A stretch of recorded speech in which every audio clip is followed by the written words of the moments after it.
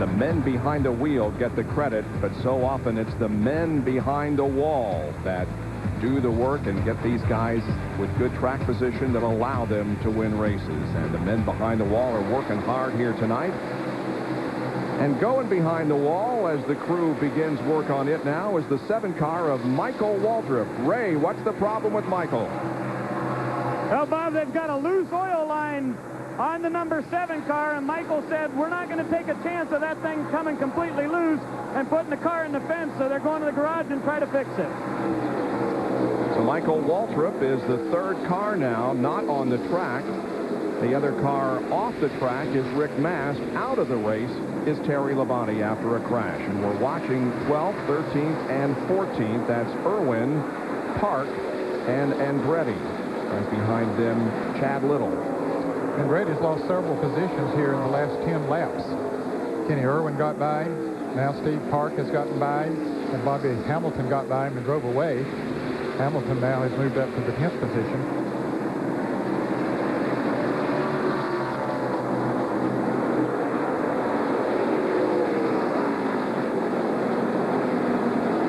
Saw quite a bit of smoke coming from that 7 car, and if the oil line was loose, it may have put down some oil on the track. There is no caution, and really we haven't seen any evidence of oil on the track. Michael was able to get down out of the groove very quickly. He did, and haven't seen any cars doing any extra slipping and sliding. We saw King Richard there a while ago, the owner of the 43 car. Linda Petty, his wife, we understand, fell and broke her arm a few days ago. We'd like to wish her a speedy recovery. As you can see there, Rusty Wallace has passed Jeff Burton, has taken over the 7th position. Ooh, what's that all about? John Andretti's car wiggled bad off turn 4. Tony Stewart is just coasting along. Interval 1.66 seconds, and really it hasn't varied from that over the last 20 or so laps.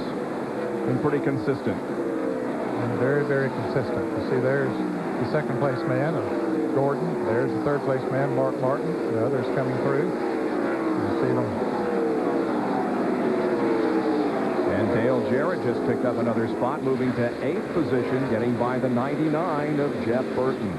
And Jeff Burton, I've noticed he's running higher than anyone on the racetrack. It's like he really is desperately searching for some grip on that Exide Ford. Boy, you got to give a call to Bobby Hamilton, who's got that car running well tonight, up in 10th position. He's the one just behind Burton. From Jeff Burton's bumper cam, little damage there on the front end of the Kodak Chevy. He just ran into somebody. That's all. Yeah, he's been in some close quarters here tonight. He's passed a lot of race cars. He had gotten up in the top 10 earlier, and then he had a bad pit stop and lost some position and came back up through there again, and here he comes again. On these long runs, his car seems to be good. Well, he's had 7 top 10 finishes here in the last 9 races, and he's up in the top 10 again, back in 9th.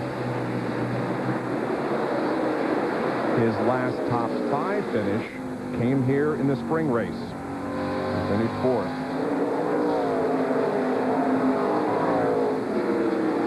A year ago, started 6th, finished 6th.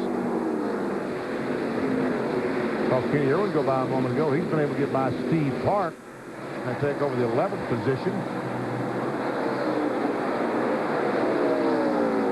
Watch how high the Jeff, well, we didn't see it, but he is really up on the racetrack. Like there's got to be some grip somewhere up there. Yeah, and it seemed like I've noticed several cars searching around, Benny, for the low groove, and some of them seem to be running as good down there, like Jimmy Spencer here. He comes down on the inside of John Andretti. Andretti's car just doesn't seem to handle anywhere on the racetrack right now. The longer he runs on that set of tires, the worse it seems to get.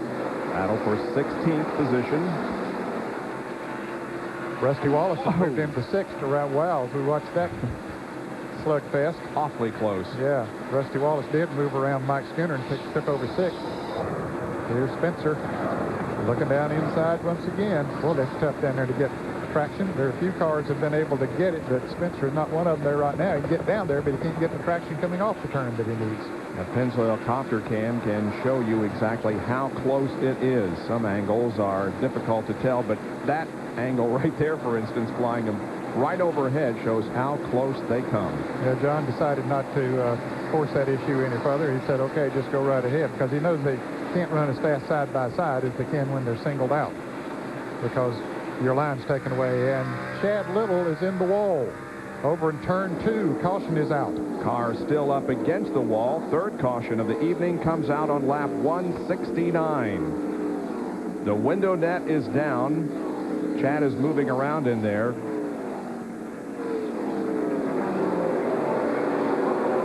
Scrambling to get out of the race car. The 21 of Elliott Sadler trying to, and apparently successful in getting his lap back. Chad Little's a little angry. Yes, Yeah. he is. It's frustrating to be on the lead lap and having a good run going. Let's see, is he looking at somebody, or was it he seems to be looking out that way, or did he cut a tire or have a tire go down?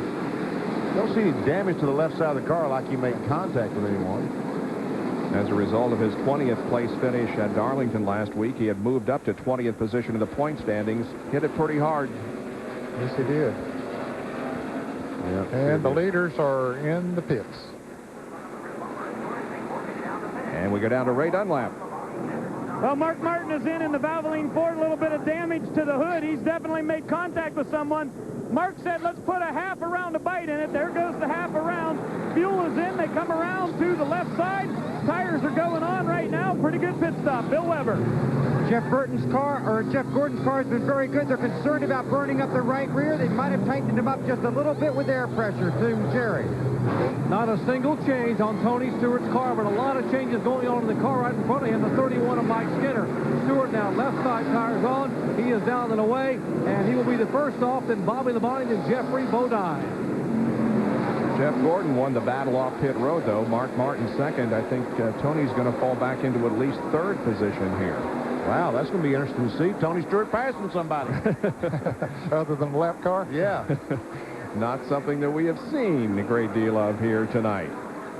The caution out on lap number 171, as others now not on the lead lap make their pit stops. Back in just a moment with more of the Exide NASCAR Select Batteries 400.